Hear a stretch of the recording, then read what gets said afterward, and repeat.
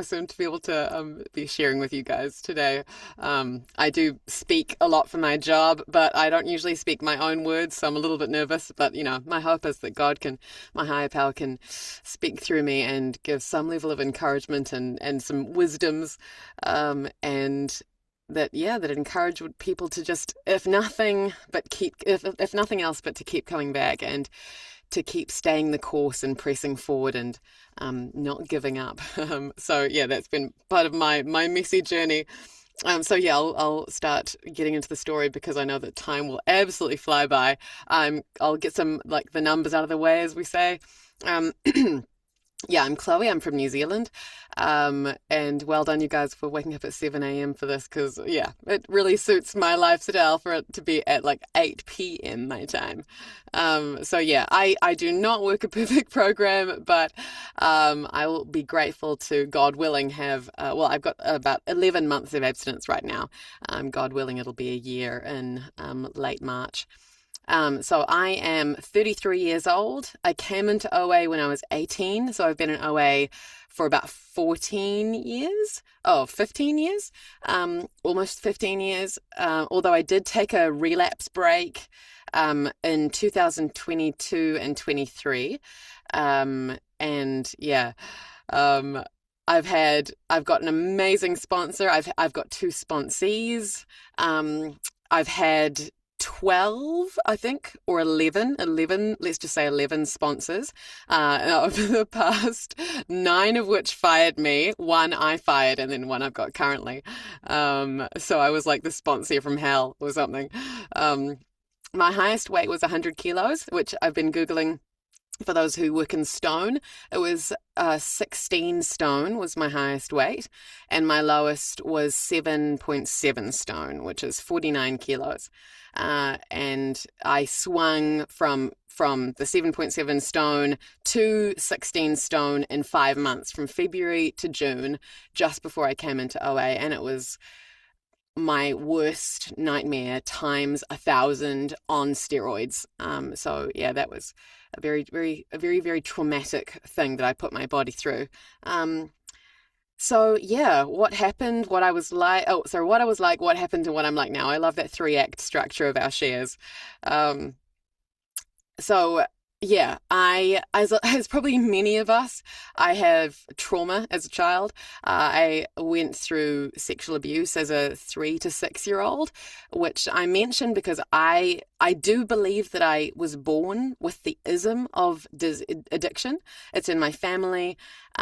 Food addiction especially is on my dad's side, but I think it could have lain dormant for a while had it not been for trauma.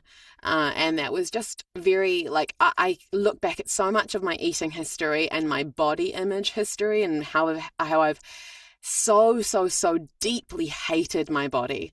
And I really mark it back to the abuse I went through, because it just gave me a relationship with my body which was very toxic and very sad.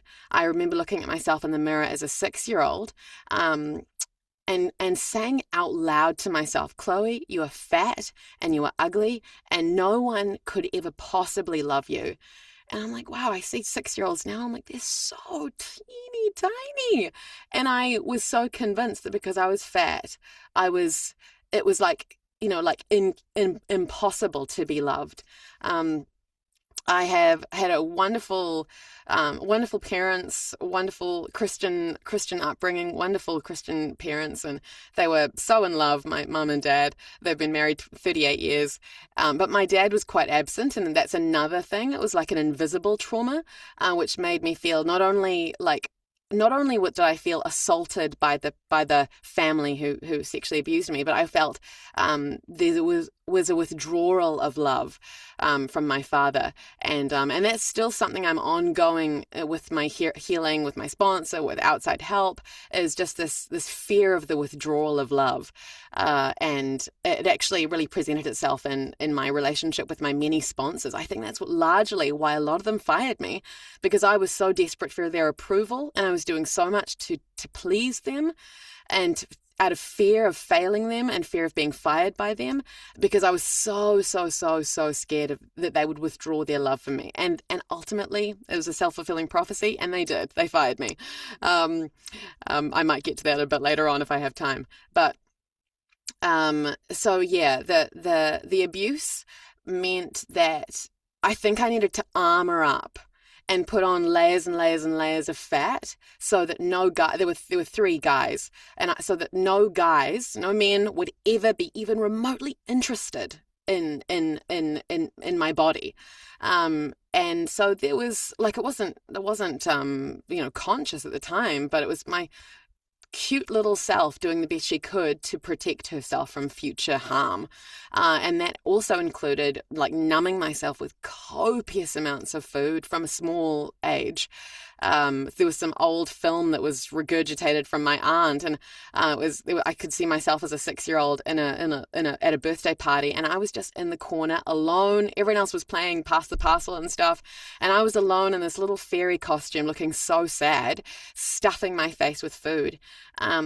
And so that was another way I was armoring up. I was withdrawing from love, withdrawing from people, and making this imaginary friend out of food. I had a lot of imaginary friends growing up, and because I just felt like humans were dangerous, food was safe. And again, like, that was these deeply ingrained grooves in my brain that I still, am healing from today. So yeah, obviously over time, this illness gets worse, never better, always worse. And there was, because of the abuse, my sister and I were withdrawn from school. So we homeschooled in rural New Zealand. So I was even more isolated. There were some very, very social homeschoolers, but I was so scared of people that I just wanted nothing to do with them. And so, yeah, just like so this love-starved sort of upbringing. So food was my kind of survival.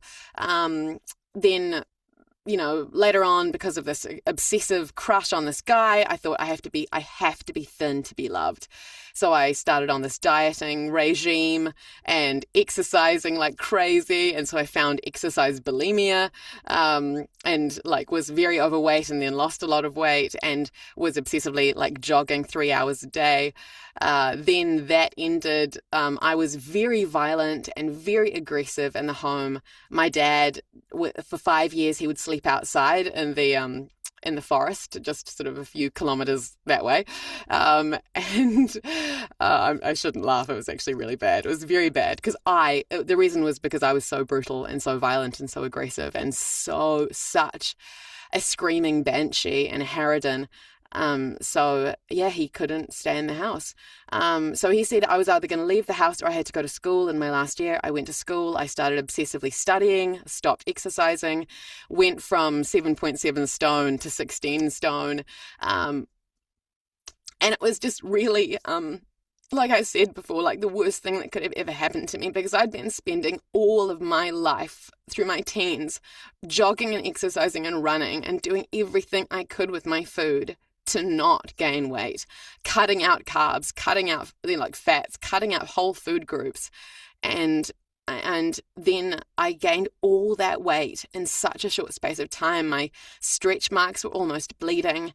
And on June 14th, 2011, I said to my mum and dad, I was like, I'm not, I just can't live anymore. And so like, goodbye sort of thing. Anyway, they'd been distressed for a long time. They wanted me to get my jaw wired shut and go to treatment centres in Australia and all sorts of things. And I just was so not willing, because I thought, if I can't fix this stupid thing called food, then what kind of a pathetic worm am I? And so I was just very proud, and I wanted to control it myself. And also when I'm thin and crazy and overeating, I still think I've got it fixed and got it like sorted. When my weight bottomed out, I realized I do not have it sorted. And so I was willing to, go to OA that night. This is when I'll get into the what happened sort of stage. yeah, I was so weird. I was 18. There were mainly other older ladies there in their 60s in this dingy, dingy, dark, nasty little crypt in a Catholic church and the basement of a Catholic church. And it was, but in spite of the really unpleasant surroundings, it was like a haven of bliss.